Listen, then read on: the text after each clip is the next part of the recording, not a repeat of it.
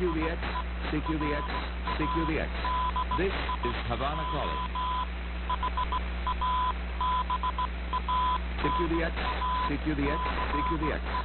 This is Radio Havana calling all shortwave listeners and radio amateurs. Welcome to...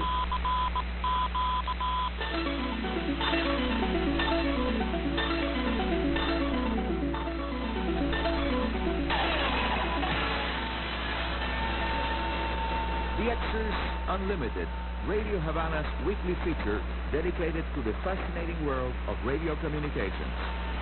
Hi, mis amigos radio aficionados all around the world and those orbiting planet Earth aboard the ISS.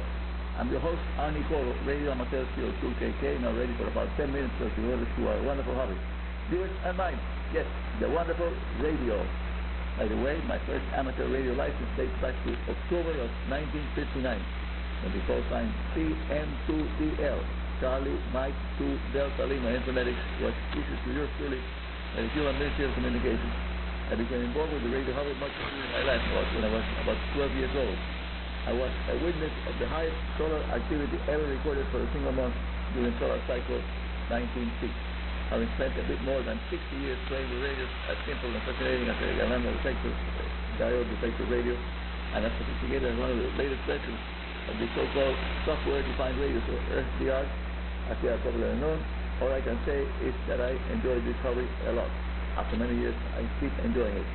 Although I did not have a ham radio license during the big years of cycle 1967-68, it was possible for me to operate a ham radio station as a second operator, station owned by a friend of mine, who kindly left me go to his home early morning and staying there until supper time, enjoying the absolutely amazing propagation conditions that this phenomenal cycle activity 19 produced. We get a day-to-day record of the audio coming across the Atlantic from the BBC British Television, BBC Television Channel 1, 41 and 45 megahertz, that stream across the Atlantic via the highly ionized F2 layer for several hours every day. It was everyday visitors on the Hamilton 40 megahertz radio and the converters. The international divisional year was centered on 1957, that actually took place between 1956 to 1958. It was very crucial for geophysics. The propagation conditions all around the following 50 years have been a complete menu of ups and downs.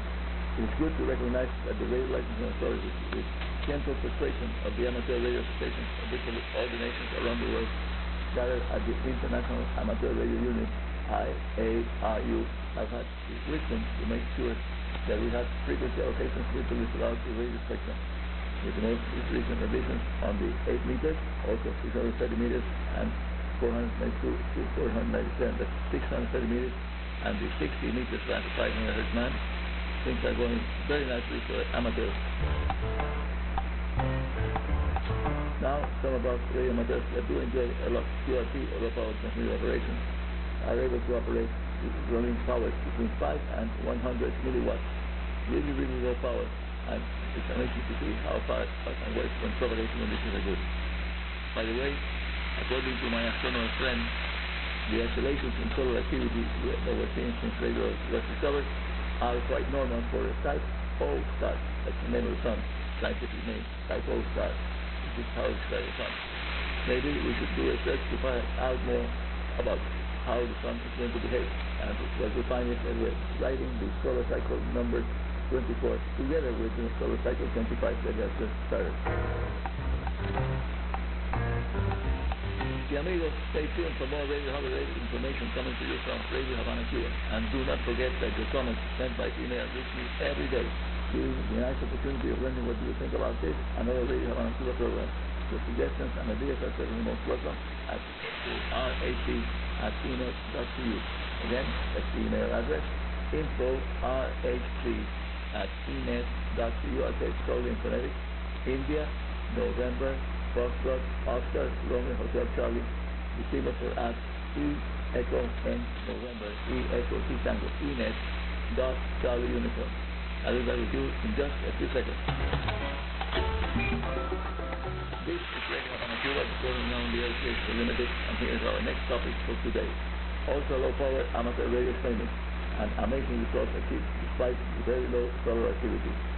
Yes, amigos, you can assemble a 100 milliwatt transmitter That's a tenth of a watt rig in less than an hour. It can be homebrewed easily. Very few parts and it will work. The ultra low power or QRPT, that's QRPT. Transmitters must be crystal controlled to keep them as simple as possible, easy to assemble, and you should fit it with an antenna tuner connector that will make it possible to use the rig with your antenna tuners or directly with one of their antennas. In order to make QRP contacts, very low power contacts, complete contacts, you must be patient, especially when the frequency where you are operating is in the clear. Things start running better. Running just 100 milliwatts to a single NPN transistor with cycles from a bed computer monitor, that's the final amplifier. I have worked several stations, plus different DX entities recently, as the DXCC committee prefers to call it geographical areas in order to avoid conflicts regarding the sovereignty of a particular territory. DXCC entities, they are known now. The very low power rig is usually heard on 20 meters, frequency 14,060 kilohertz. The amigos see you all at the weekend edition of the Unlimited and wishing you success with sporadically layered clouds that are opening up the 12, 10, and 6 meter bands for nice DX E-skip, wonderful E-skip now in progress. And that's all for today.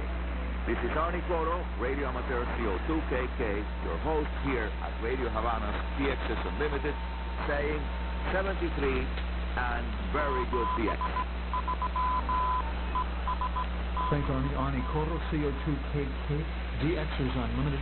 The midweek edition is heard twice a week, on the weekends too, on Saturdays and Sundays, UTC days, or actually on Sundays. Yeah, on Sundays and Mondays, UTC days. I'll get it. I'm easily confused. And then UTC days, Arnie Coro. CO2KK with DX's Unlimited.